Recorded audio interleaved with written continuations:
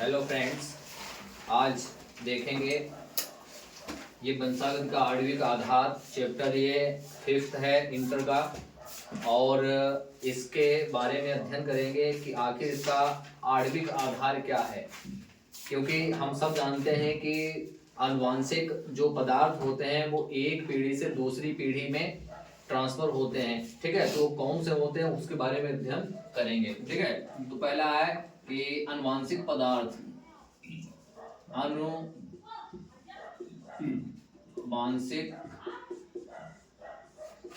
पदार्थ।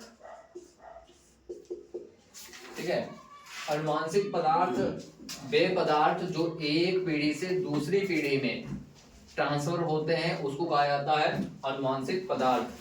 ज्यादातर जो जीवों में होते हैं आनुवांशिक पदार्थ वो डीएनए होता है, डीएनए या आरएनए, डीएनए या आरएनए।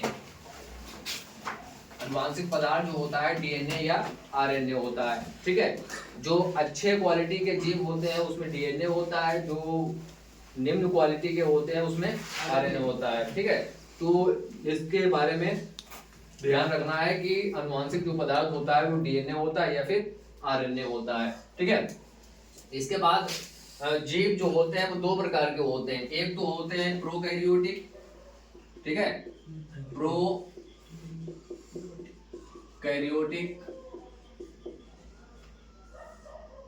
प्रोकैरियोटिक ऐसे जीव होते हैं जिसमें प्रिमिटिव प्रकार का पाया जाता है केंद्रक। ठीक है, बहुत भद्दा हल्का।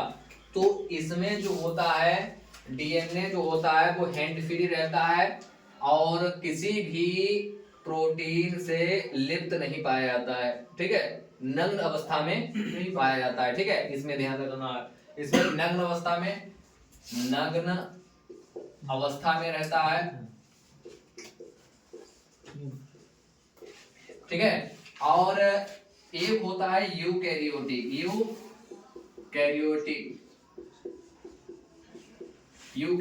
जीव। इसमें जो आनुवांशिक पदार्थ जो होता है वो किसी प्रोटीन जैसे हिस्टोन प्रोटीन से लिप्त पाया जाता है। किससे पाया जाता है? हिस्टोन प्रोटीन से।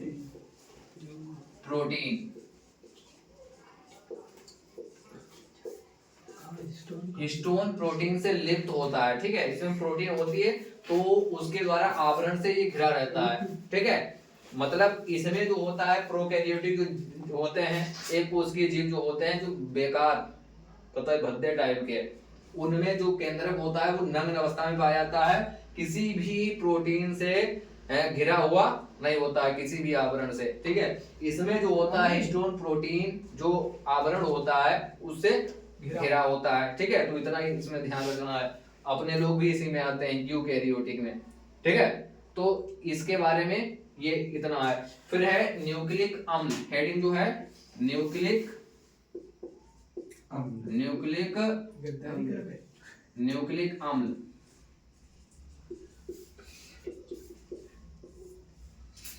न्यूक्लिक अम्ल जो होते हैं ये वे पदार्थ हैं जो केंद्रक के अंदर पाए जाते हैं और अम्लीय होते हैं।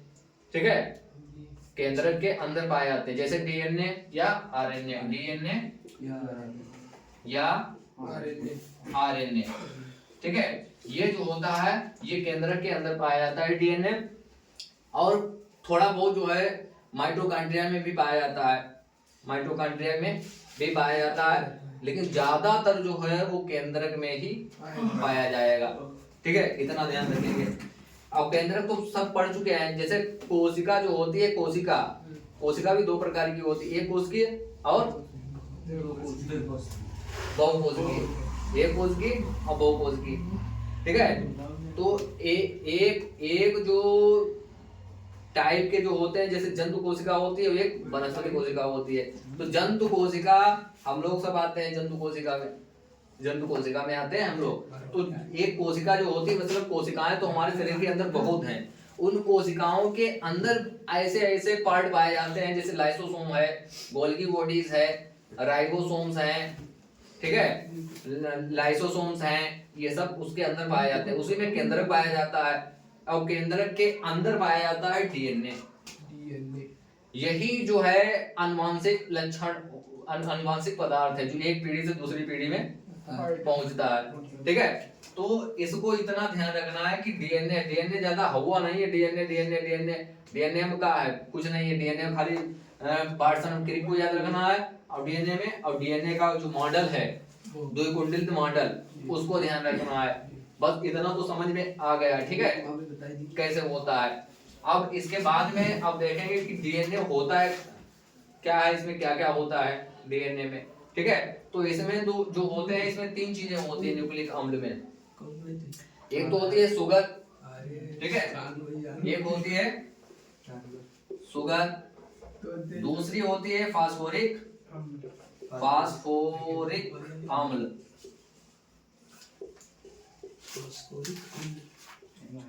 और तीसरा होता है नाइट्रोजनी क्षारक। ठीक, इतना समझ में आया। शुगर ये दो प्रकार की होती है। कितने प्रकार की होती है? शुगर दो प्रकार की होती है। एक शुगर होती है डीऑक्सीराइबोस,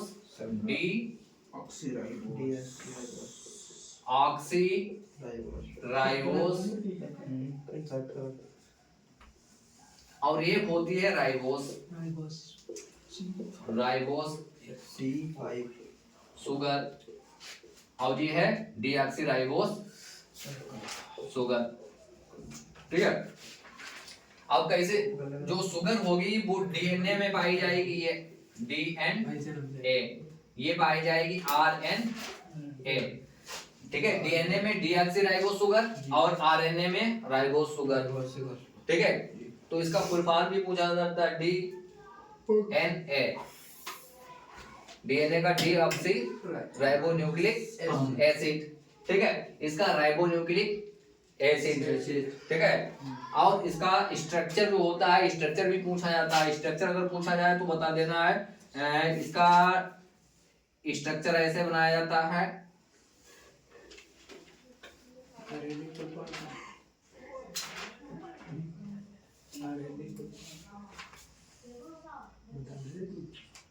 यहाँ पे देखें, यहाँ पर O हो जाएगा।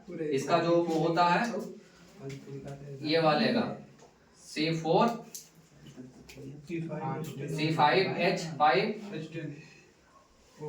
H10O4 ये होता है डीऑक्सीराइबोस शुगर C5H10O4। और इसमें होता है O की जगह O5 हो जाएगा। ठीक है,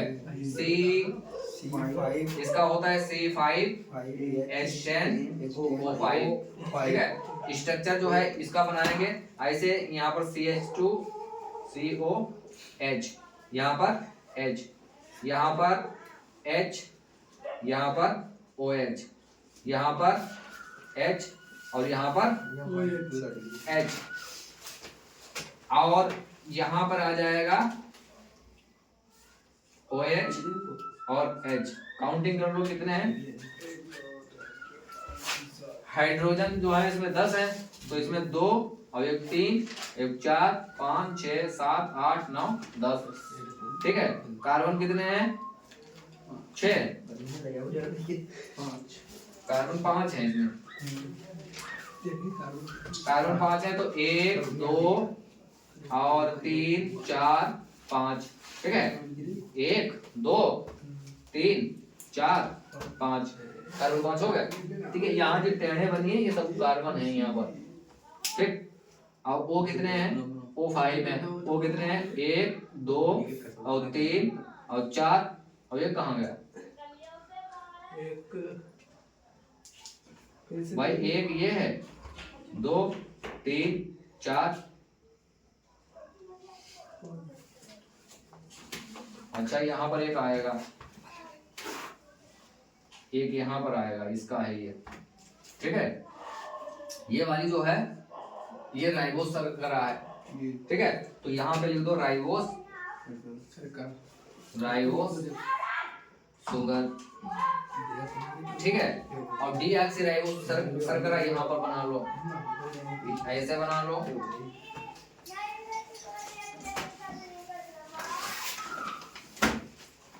O, यहाँ पर आ जाएगा CH2 COH, यहाँ पर H, यहाँ पर EH और यहाँ पर OH, यहाँ पर H, यहाँ पर H, यहाँ पर OH H।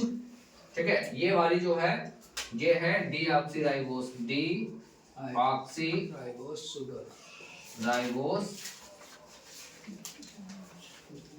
शुगर। ठीक है, तो इसकी संरचना जो है पूछी जाती है, तो इसको बना लेना। ये केमिस्ट्री में भी होगा, शायद केमिस्ट्री में भी होगा ये। तो ये राइबोस शुगर है और ये डीऑक्सीराइबोस शुगर है। ठीक है, तो इसमें देखो 1 2 और 3 4 5 कार्बन है और ऑक्सीजन कितने हैं इसमें?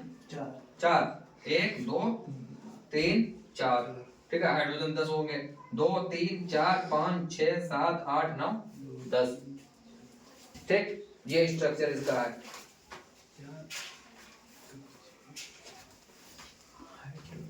ठीक है, अब यहाँ तक बात आई। अब फास्फोरिक अम्ल जो होते हैं, फास्फोरिक अम्ल की वजह से, फास्फोरिक अम्ल की वजह से ही ये अम्लीय होता है। कैसा होता है? अम्लीय होता है। इतना ध्यान रखना है कि फास्फोरिक अम्ल की वजह से ही ये अम्लीय होता है।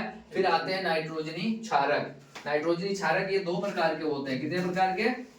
2 प्रकार के होते हैं। एक तो होते हैं प्यूरिन और दूसरे होते हैं पिरिमिडीन क्षारक। ठीक है, ये आ रहा है कैमरे में? आ रहा है सर। ठीक है, तो प्यूरिन क्षारक और पिरिमिडीन क्षारक ये 2 प्रकार के होते हैं और टोटल मिला के होते हैं ये 4। ठीक है, और प्यूरिन क्षारक में 2 होंगे। कौन कौन से होंगे? एडेनिन और ग्वानिन। Adenine guanine. ठीक है, और इसको ए से डिनोट करते हैं और इसको जी से डिनोट करते हैं। ठीक है, और इसमें होंगे पिरिमिडीन, ये 3 प्रकार की होंगी। ठीक है, कितने प्रकार की?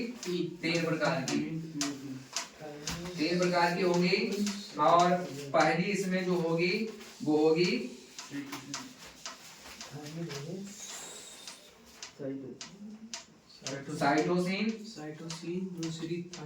साइटोसिन थाइमिन और यूरेसिल उसमें आ जाएगा। इसको सी से डिनोट करते हैं और इसको थायमीन, इसको टी से डिनोट करते हैं। ठीक है, और अगली जो होती है वो होती है, तीसरी जो होती है यूरेसिल। ठीक है, इसको यू से डिनोट करते हैं, यू, कैपिटल यू। तो अब ये वाली जो होगी, ये वाली आरएनए में पाई जाएगी। ठीक है, तो इसकी जगह पर थायमीन तो है हट जाएगा, थायमीन की जगह आ जाएगा यूरेसिल आरएनए में। बाकी सब प्रक्रिया सेम, बिल्कुल सेम, और कोई दिक्कत नहीं इसमें। ठीक है, इसमें इतना ध्यान रखना, प्यूरिन और पिरिमिडीन।